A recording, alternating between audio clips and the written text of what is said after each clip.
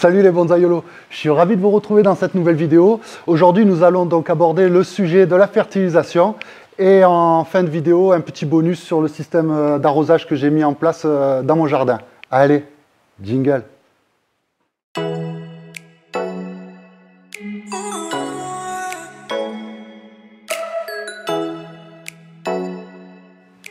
Pour entrer de suite dans le vif du sujet, première question, quand est-ce que je vais fertiliser mes arbres?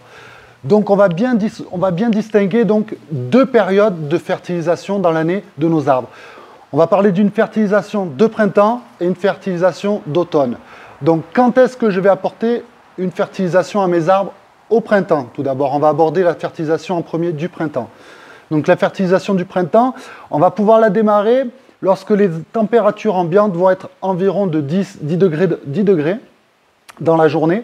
On va voir donc c'est les températures moyennes du printemps. On va voir donc les arbres qui vont commencer à débourrer, ce que l'on dit. Donc les bourgeons vont commencer à s'ouvrir et l'arbre va rentrer donc en feuillaison. Donc en toute logique, comme on l'a vu dans la vidéo précédente sur le fonctionnement des arbres, que vous pouvez retrouver le lien ici, le début de feuillaison donc de l'arbre va faire démarrer donc un cycle au niveau du fonctionnement de l'arbre.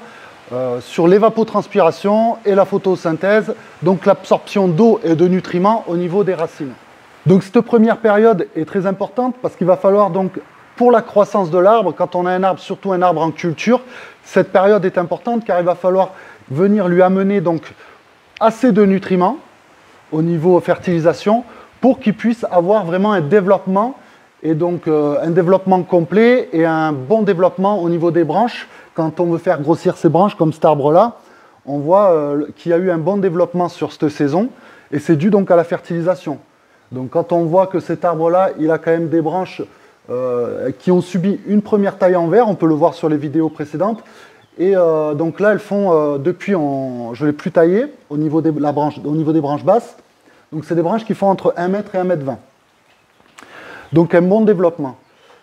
Donc dès que l'on voit l'apparition de ces bourgeons et l'entrée en feuillaison de nos arbres, ce qui correspond à une température, comme je le disais, à environ de 10 degrés, en température ambiante, 10-15 degrés. Donc là, on va venir appliquer donc notre fertilisation en organique, et en organique équilibré. C'est important, on le verra après, pourquoi on va utiliser donc de l'engrais équilibré.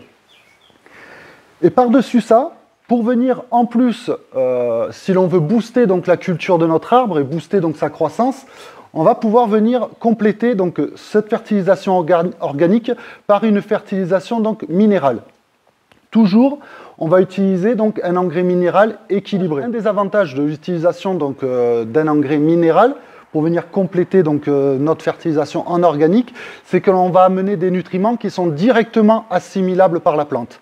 Donc des éléments de type donc, azote, phosphore et potasse, notre fameux NPK, mais également des oligo-éléments qui vont être importants pour lutter contre les carences et augmenter donc, le potentiel immunitaire de notre arbre, donc le potentiel immunitaire naturel de notre arbre, qui va pouvoir lutter contre différents agresseurs qu'il va pouvoir avoir lors de sa croissance, de type les pucerons ou des attaques de type fongique. Il va être beaucoup moins sensible si on a un arbre qui est en bonne santé, qui est donc bien fertilisé et donc qui a des bonnes défenses immunitaires. Donc pour cette fertilisation de printemps, on a vu quand est-ce qu'on la mettait en place.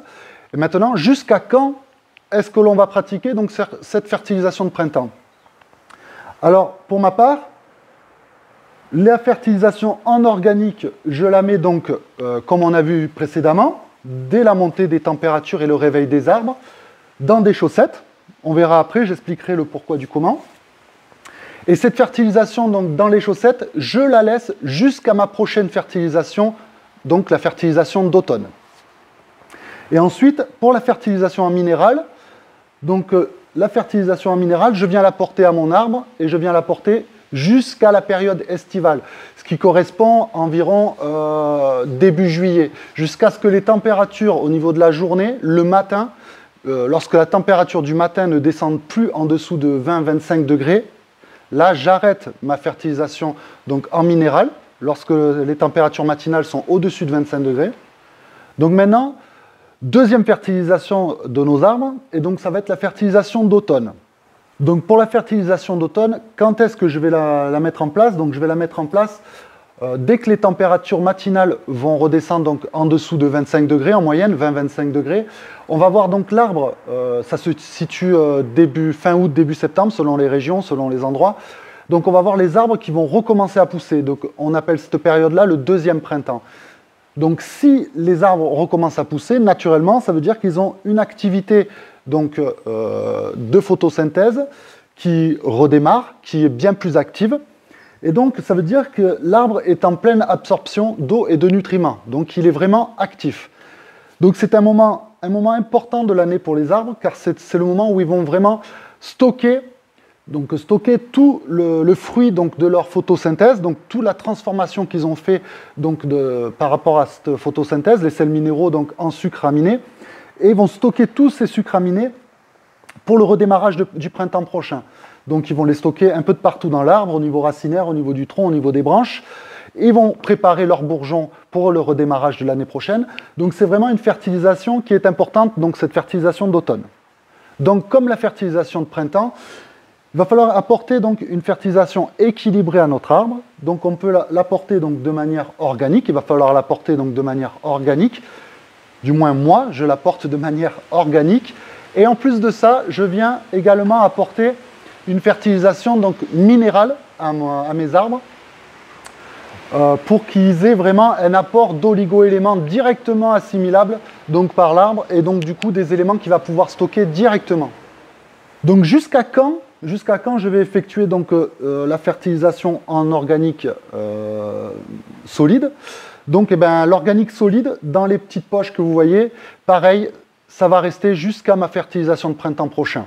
Donc les petites poches vont passer tout l'hiver, elles vont être présentes jusqu'au printemps prochain où je vais venir remplacer et redémarrer donc, ma fertilisation en organique solide de ma fertilisation de printemps. Par contre, au niveau de l'engrais minéral, je vais le stopper, donc cet apport d'engrais minéral, dès que dans la journée je ne dépasse plus les 10 à 15 degrés, je stoppe mon apport en engrais minéral parce que ça représente à peu près la période où on est en automne et donc, où on a la transformation donc, de notre feuillage en feuillage donc, automnal, hein, avec les couleurs qui sont sympas parfois. Et donc ça veut dire que l'arbre n'est plus en fonctionnement à peu près dans ces températures-là. Donc on vient de voir ensemble quand est-ce que l'on fertilisait au printemps et en automne, en organique et en minéral. On a vu jusqu'à quand je fertilisais mes arbres en organique pour chaque période et en minéral pour chaque période. Donc vient la question maintenant de pourquoi fertiliser ces arbres. Pourquoi est-ce si important de bien fertiliser ces arbres, de mettre en place une bonne fertilisation? Ben pour plusieurs raisons. Comme on a vu tout à l'heure, le fait qu'on lui apporte une bonne fertilisation, on lui apporte des bons éléments et des bons oligo-éléments pour sa santé et pour sa faculté naturelle à résister donc, aux diverses attaques que votre arbre peut être soumis. Deuxièmement, ça va augmenter son pouvoir donc, de bonne réaction à tous les travaux que vous allez entreprendre dessus. Par exemple, des travaux de bois mort, on voit très bien que l'hiver dernier, j'avais juste donc, découpé l'écorce jusqu'au bois sec. Et on voit, je me suis dit, il va sûrement y avoir possiblement des retraits de sève. Donc j'avais fait quelque chose d'assez grossier. Et on voit qu'il n'y a même pas eu de retrait de sève. On voit même qu'il y a eu déjà une création donc, de bourrelets cicatriciels. Donc je vais devoir revenir dessus, donc c'est très bien. Il va falloir juste que je revienne dessus pour créer plus de mouvement sur mes veines. Donc déjà et d'une, que votre arbre puisse bien compartimenter, bien réagir, ne pas attraper des maladies très facilement. Donc le fait de lui apporter plein d'oligo-éléments vont faire ça. Il va avoir aussi une très bonne réaction au niveau des travaux de taille, de ligature que vous allez entreprendre dessus. Il va avoir donc de belles pousses. Donc vos arbres vont avoir des belles pousses si vous voulez construire de belles branches. Ça va être important d'avoir une bonne fertilisation. Et ensuite, ce qui est très important, c'est bon, lui je l'ai déjà rempoté et on voit qu'il n'y a eu aucun problème donc, de réaction suite à ce rempotage par rapport aux fertilisations que j'y apporte dessus. Malgré qu'il y a quand même eu donc, le sabrage de pivot, donc, comme vous pouvez retrouver donc, dans les vidéos de cet arbre. Et donc on voit qu'il a eu une bonne vigueur, 3 tailles en verre, des branches qui font plus d'1 mètre, malgré qu'elles aient été taillées déjà une fois. Donc on voit aussi que ça va apporter une bonne reprise suite au rempotage qu'on va pouvoir faire sur nos arbres. Donc voilà pour les quelques justifications, je pense, qui sont importantes de pourquoi fertiliser ces arbres et pourquoi bien fertiliser ces arbres. Donc avec quoi je fertilise moi mes arbres? Donc mes arbres, je les fertilise, on va voir l'engrais que j'utilise. Hop. Hop. Donc voici l'engrais que j'utilise pour ma fertilisation en organique. Donc c'est de l'engrais organique solide en petits bouchons. Pour le NPK que j'utilise, c'est donc de l'organique NPK 333. Donc c'est un NPK faible mais équilibré. Mais on voit que l'arbre pousse très bien. Après j'en utilise en assez bonne quantité, d'accord? Donc moi j'utilise donc cet engrais que tout le monde connaît, donc c'est Orga 3 en NPK 333. Moi je le trouve dans les CAPL, les coopératives agricoles que j'ai autour de chez moi. Donc je l'achète en gros sac, en grosse quantité. Et pour l'engrais minéral que j'utilise, donc c'est un engrais minéral à NPK 666. D'accord? Donc j'utilise du minéral en NPK 666 et en organique j'utilise donc NPK 333. Alors pourquoi j'utilise des engrais équilibrés en 333 et 666? Vous pouvez aller à plus 1, moins 1, c'est-à-dire vous pouvez aller sur du 4, 5, 6 ou alors 6, 5, 4 ou 6, 5, 5. Voilà, c'est ce que vous allez retrouver dans cet ordre-là, 4, 5, 6. C'est des NPK qui sont bons à utiliser. Donc là, moi j'ai trouvé du 333, c'est parfait. Du 666, pour moi, c'est parfait aussi. Donc pourquoi? Tout simplement, on ne va pas remettre en question ce que des gens ont étudié, ont fait des gros travaux, des thèses dessus, des gros travaux de recherche dessus. Donc il y a la loi de Liebig. Donc la loi de Liebig, je vais vous la mettre ici donc, en photo. Normalement, vous devez la voir. Vous voyez donc la barrique.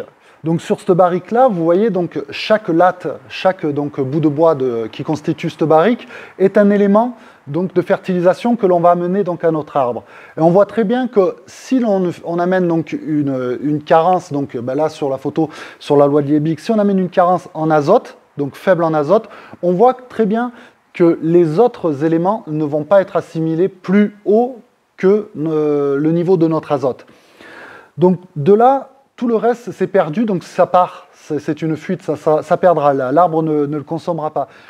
Donc, une fertilisation en NPK 333 ou 666 ou 456 plus 1 moins 1, comme je vous ai dit, vous allez avoir donc une fertilisation équilibrée et donc vous n'aurez donc, au vu de la loi de Liebig, une assimilation complète donc, de vos oligo-éléments naturels qui va être faite dans le cycle du fonctionnement normal d'un arbre. Donc cet engrais organique, je vais venir donc le mettre dans mes poches, dans mes chaussettes, en assez grosse quantité. L'engrais dans ces poches va maturer. Donc les micro-organismes, parce qu'on le sait bien que l'engrais organique n'est pas assimilable directement par la plante. Il a besoin d'être transformé donc, par toute une faune et une flore naturelle, d'accord, présente, qui va venir transformer donc, cet engrais organique en éléments minéraux, donc les petites bêtes vont venir manger, vont digérer et vont rejeter donc de la fertilisation pour nos arbres. Donc tout cela demande du temps au niveau de la transformation de cet engrais en éléments minéraux pour l'arbre. Ce phénomène de transformation, il est naturel et il est souhaitable, car ça va permettre donc en amenant donc fertilisation organique à vos arbres, ça va permettre donc d'amener de la vie dans vos substrats. Donc, car chacun sait que les substrats que l'on utilise, que ce soit moi personnellement j'utilise donc la pumice, et donc 70% de pumice, quasiment tous mes arbres sont dans 70% de pumice et 30% de zéolite. Donc c'est des substrats qui sont inertes, qui sont d'origine minéraux et inertes. Donc ils n'ont aucune vie à l'intérieur de ces substrats. Nous, l'objectif, c'est quand même d'amener de la vie. Parce que c'est des arbres qui ne sont plus dans leur milieu naturel et ils ont besoin quand même de tout ce petit écosystème au niveau racinaire pour optimiser donc l'absorption en nutriments. Et bien sûr l'aération de nos substrats et des choses encore inconnues que l'on ne connaît même pas encore à ce jour. Donc comment ça fonctionne, la transformation? Donc si l'on peut faire un parallèle avec donc, les arbres, cet arbre-là à l'origine c'est un yamadori, donc il était dans son milieu naturel, donc dans la nature. Si on doit faire un parallèle de l'apport d'engrais organiques avec la fertilisation naturelle de nos forêts, on voit très bien que donc, dans nos forêts, on a la chute des feuilles.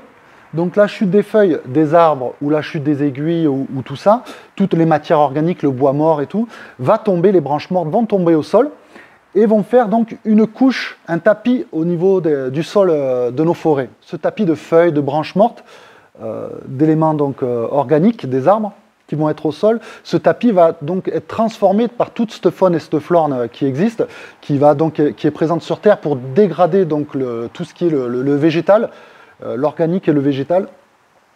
Tout ce qui est organique, végétal, va le transformer donc en compost. Le compost, donc cette couche, elle va être chargée, donc cette couche qui va être dégradée par toute cette faune et cette flore, va être chargée en éléments de fertilisation pour les arbres en dessous. Donc les petites bêtes vont s'en servir, tout cet organisme vont s'en servir pour bien sûr pour vivre, pour se nourrir. Et c'est tout un écosystème qui est en équilibre et tout leur rejet va servir de fertilisation pour nos arbres. Donc si on fait le parallèle avec les arbres de nos forêts, ces petites bêtes, dans quel biotope, toute cette faune et cette flore, dans quel environnement elles s'épanouissent. Si vous soulevez cette couche, que vous prenez dans la forêt, que vous soulevez cette couche, donc vous voyez très bien donc, vous pouvez en déduire très facilement donc, que c'est dans l'obscurité. Et quand vous soulevez cette couche, vous voyez très bien qu'il y a de l'humidité. Si vous amusez un peu à gratter le sol d'une forêt, quand vous allez aux champignons ou quoi, vous voyez très bien qu'il y a de l'humidité et de l'obscurité. Voilà le pourquoi des chaussettes. C'est là que vient donc l'intervention de nos chaussettes, les fameuses chaussettes. Ou les poches. J'appellerais plutôt ça des poches parce que ça peut être des bas, des chaussettes. Alors les chaussettes en coton fonctionnent très bien. Pourquoi mettre l'engrais organique dans ces chaussettes, dans des poches? La réponse ou la justification est assez simple en fait. Ce sont les mêmes micro-organismes qui sont présents dans la couche de la litière de la forêt qui vont transformer donc cette litière en matière minérale qui vont être assimilables par les arbres. Ce sont les mêmes qui vont venir donc dégrader notre engrais organique. Donc les chaussettes vont être là pour créer l'environnement d'épanouissement optimal donc, de ces organismes pour la dégradation de notre engrais organique. Car elles vont donc avoir un effet occultant, donc elles vont garder l'engrais organique dans le noir, et le tissu va maintenir donc, la poche d'engrais organique humide. Donc cette dégradation ne se fait pas en 1 semaine, 2 semaines ou 3 semaines. Donc c'est pour cela que moi j'apporte une assez bonne quantité d'engrais organiques, on voit par les poches présentes sur le pot. Je les apporte donc 1 fois au printemps. Au moins les organismes ont le temps de transformer donc, toute cette matière organique en matière minérale. Et en plus, dans mon substrat, ça justifie aussi le choix de mon substrat au niveau de la zéolite, car la zéolite a une capacité de stockage donc, des éléments nutritifs, donc des sels minéraux et tout ce qui est oligo-éléments. La zéolite a un très fort pouvoir de rétention et de captation de ces éléments. Et pour pouvoir ensuite les mettre, elle va pouvoir ensuite les mettre à disposition de l'arbre au fur et à mesure, à la demande, quand l'arbre en a besoin. Il va pouvoir venir puiser donc, dans la zéolite. À chaque arrosage, ça va ressuyer un petit peu. Donc l'arbre aura à disposition ces sels minéraux, donc cette fertilisation. Donc on a vu le rôle des chaussettes, les rôles principaux. Et il y a un rôle qui est vraiment important, je pense, pour nous, pour la culture au niveau de nos arbres. L'objectif, c'est d'avoir donc des substrats qui restent drainants et aérés, parce qu'on sait tous que les racines de nos arbres ont également besoin d'air, qui à chaque arrosage va venir être renouvelé également, l'air. Donc lorsque l'on va venir arroser notre arbre, l'eau en pénétrant dans le substrat va venir chasser l'ancien air et donc à remplacer l'air par un nouvel air au niveau de nos racines. Donc c'est important, parce que les racines ont également besoin donc d'air, d'oxygène, donc de renouveler cet oxygène et cet air au niveau racinaire, donc d'avoir un substrat drainant, un substrat aéré. Et donc Je l'ai testé par le passé et c'est un des inconvénients de mettre directement notre engrais organique sur nos substrats, sans les chaussettes, c'est qu'au bout d'un moment, ça va colmater très rapidement. Si en plus vous utilisez une bonne quantité comme moi d'engrais, ça va colmater assez rapidement vos substrats. Et ce qui n'est pas bon parce que nous, on veut maintenir nos substrats drainants et aérés. Donc les chaussettes vont avoir également cet effet de filtre. Et on va le voir quand on va donc sortir notre engrais ça fait depuis le mois de février-mars qu'il est posé dessus. Donc on va voir la transformation qu'il a eu lieu. De cet état-là, on va pouvoir vraiment voir l'état de transformation de notre engrais.